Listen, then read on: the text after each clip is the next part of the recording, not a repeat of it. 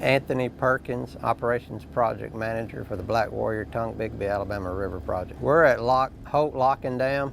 We've actually got this lock closed for safety precautions. Directly behind me is the lock building, and also it's sitting on top of monolith number 14. It's actually a monolith for the lock wall.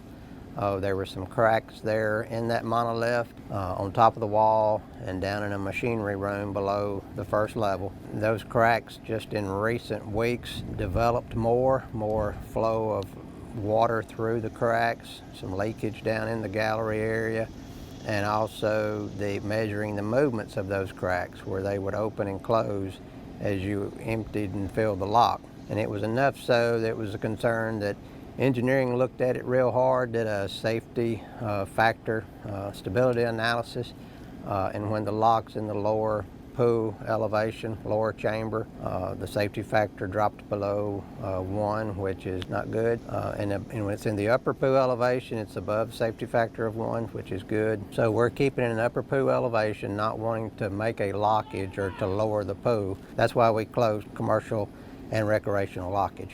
Of course, we continue to monitor it, but in the background, working at the same time as engineering's working on a repair plan.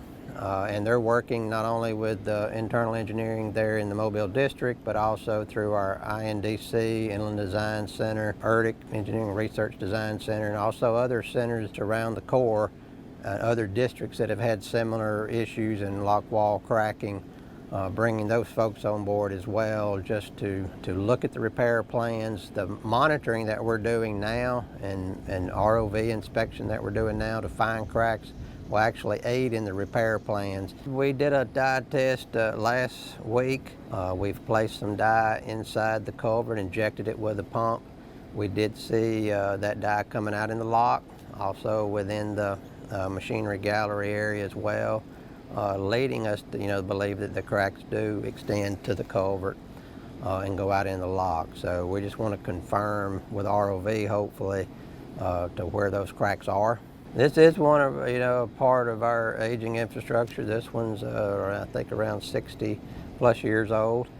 But also we don't have the cause yet. We don't really know what caused that to happen. There's several factors that they're looking at. That'll be one part of the investigation, is to try to determine at some point what caused this. But all parties involved are working on this, try to get a repair plan in and get it back open for our waterway users. It's greatly impacted, and those customers are anxiously awaiting us to get it repaired and back open, and we're trying to do that as fast as we can.